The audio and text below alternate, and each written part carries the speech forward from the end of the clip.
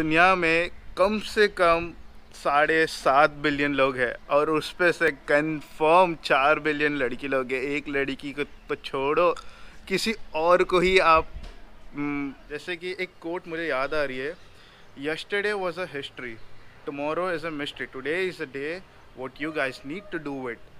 मैं आपको पहले ही बता दे रहा हूँ, मेरा ग्रूमिंग थोड़ा ठीक नहीं है, क्लीन शेव नहीं है, बिकॉज मैंने इंस्टा पे एक पोल डाला था और उस पोल में 95% लोग ने वोट किया कि बियर्ड रखने का है, तो इसके लिए मैं बियर्ड रखा हूँ।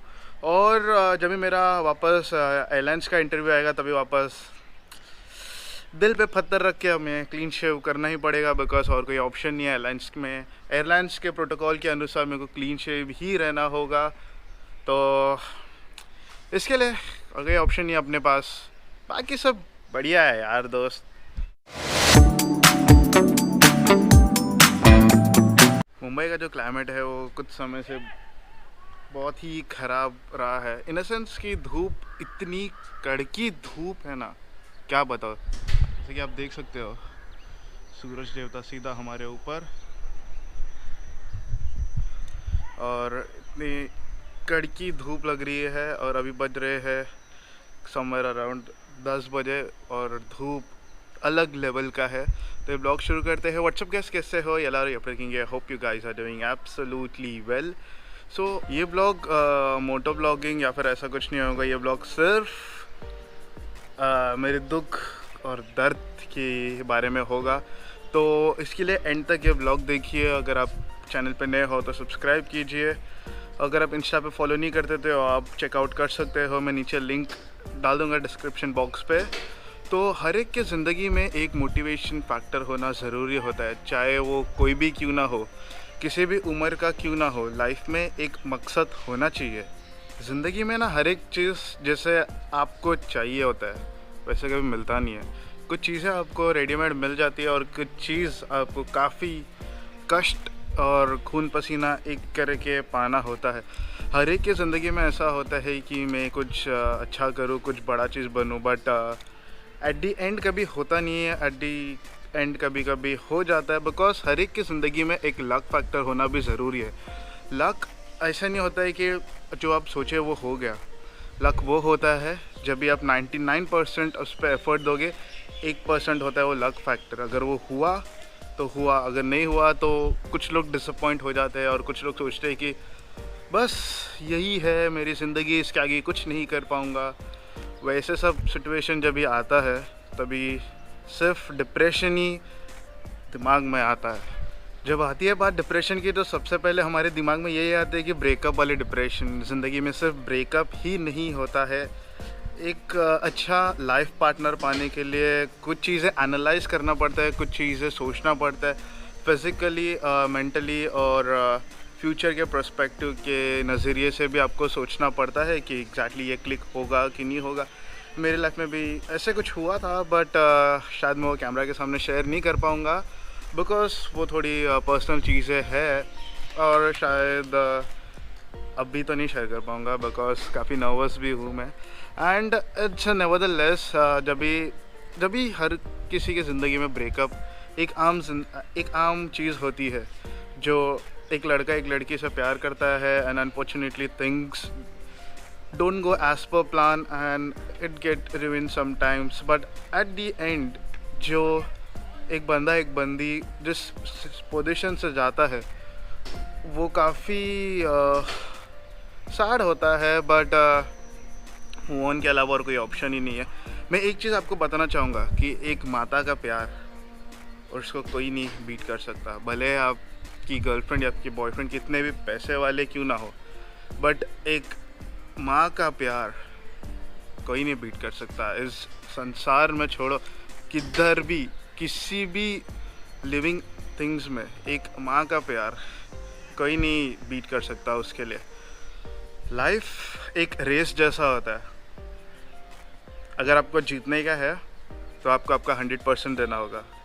अगर आप गिव अप कर देते हो हाफ स्टेज में तो रेस शुरू ही नहीं करनी चाहिए दोस्त, क्योंकि अगर आपको कुछ पाने का है तो कुछ चीज़ें खोना पड़ता है।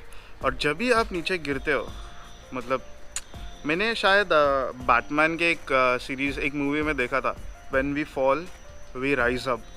सो अगर आप गिर चुके हो, फिक्र नहीं, कोई बात नहीं, होता है। जब भी आप छोटे थे तब भी आपको चलना नहीं आता था, साइकिल चलाना नहीं आता था, आप गिरे थे बट आपने गिव अप नहीं किया था, राइट? अगर हाँ बोलते हो तो लाइक का बटन दबा दो। तो उसी तरीके से जब भी आप नीचे गिरते हो, आपके पास उतना दम होना चाहिए कि उठो, फिर से बाइसिकल उठाओ और चलाओ। और जब आप चलाओगे ना, उस टाइम मैं कॉन्फिडेंटली बोल सकता हूँ कि आप दोबारा नहीं गिरोगे। क्योंकि जब भी आप नीचे गिरते हो ना दोस्त, आप सीखते हो कि किस वजह से आप नीचे गिरे हो, क्यों गिरे हो, और नेक्स्ट टाइम आप ध्यान रखोगे कि उस पोजीशन में कि आप दोबारा नहीं गिरोगे।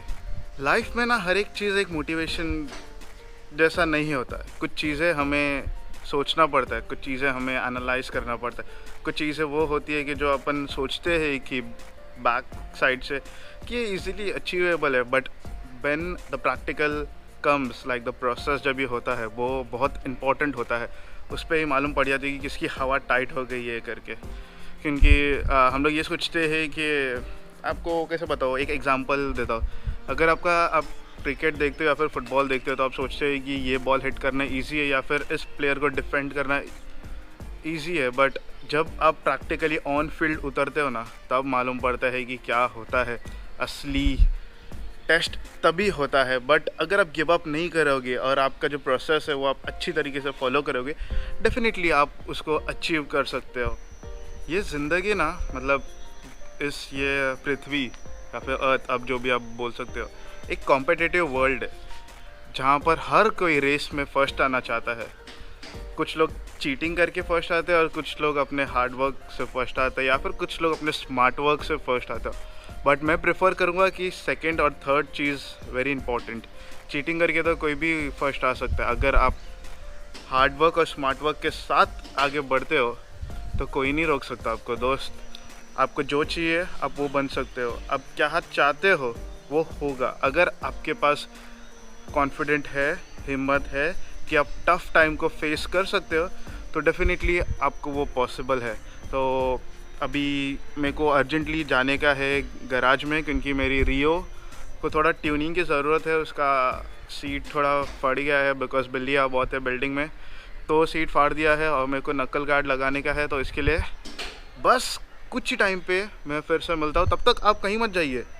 आप कमेंट सेक्शन में डाल सकते हो कि आप में क्या मोटिवेशन फैक्टर है, कौन है वो मोटिवेशन फैक्टर।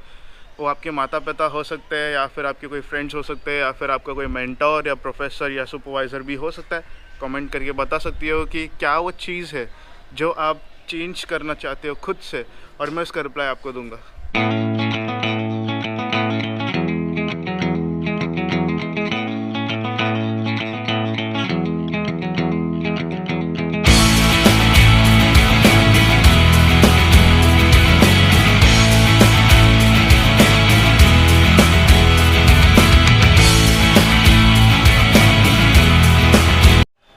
मैं बाइक चला के रिटर्न आ रहा था ना, तो मुझे एक चीज़ याद आई है, हाँ, मेरे ब्रेकअप के बारे में। जब कुछ चीज़ आपसे दूर जाती है ना, तो आप उसको चेस करने मत जाओ, उसको जाने दो। क्योंकि आप जितना उसको चेस करोगे उतना और डिप्रेशन पे जाओगे। आपको खाली यही करने का है कि relax, calm down your self और सोचो कि किस वजह से हुआ और आपको क्या करना चाहिए कि इसे सुधारने के लिए। बिकॉज आने वाला कल क्या है आपको नहीं पता, बट जो हो चुका है वो आपको पता है, और जो करने का है आज वो आपको ही पता है क्या करने का है, ताकि आपका भविष्य अच्छा होगा। जैसे कि एक कोट मुझे याद आ रही है, yesterday was a history, tomorrow is a mystery, today is a day what you guys need to do it. So इसी तरीके से हर एक, खाली ये ब्रेकअप नहीं, हर एक टाइप का प्रॉब्लम रहता है, उसका एक ही सोल्यूशन रहता है कि आप प्रॉब्लम क्या है उस पर फोकस मत करो, उसका रूट कॉज क्या है उस पर फोकस करो। प्रॉब्लम किस चीज़ की वजह से हुआ उस पर अगर आप फोकस करोगे ना, तो दोस्त आप बहुत कुछ सीखोगे और बहुत आगे बढ़ोगे, अगर आपको पता है कि रूट कॉज ऑफ प्रॉब्लम आपकी क्या है करके। तो फिर ज़िंदगी में आपको एक चीज़ हमेशा याद रखनी है कि आप क्या हो, आपकी आइडेंटिटी क्या है, आपकी पहचान क्या है। अगर आप वो चीज़ आप मालूम पड़ गया ना आपको कि आप क्या हो और आप क्या कर सकते हो, तो आपको कोई कुछ नहीं कर सकता, बिकॉज आपको पता है कि आप क्या हो और क्या करने वाले हो। जो आपका नेक्स्ट स्टेप रहता है ना, वो ज़्यादा इंपॉर्टेंट रहता है आपकी करंट स्टेप से। चेस खेला है आपने कभी?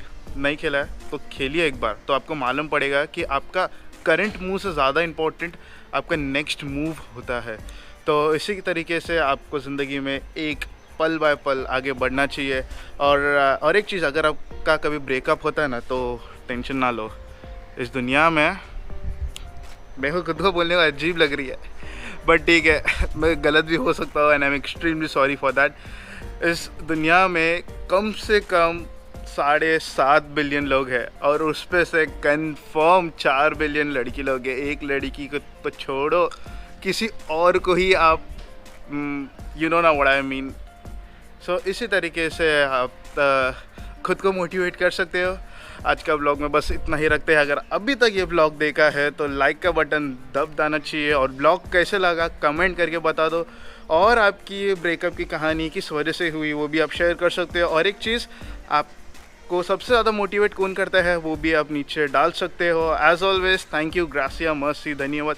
सी you in the next blog. तब तक bye bye, take care, live your life, live your dream, boom.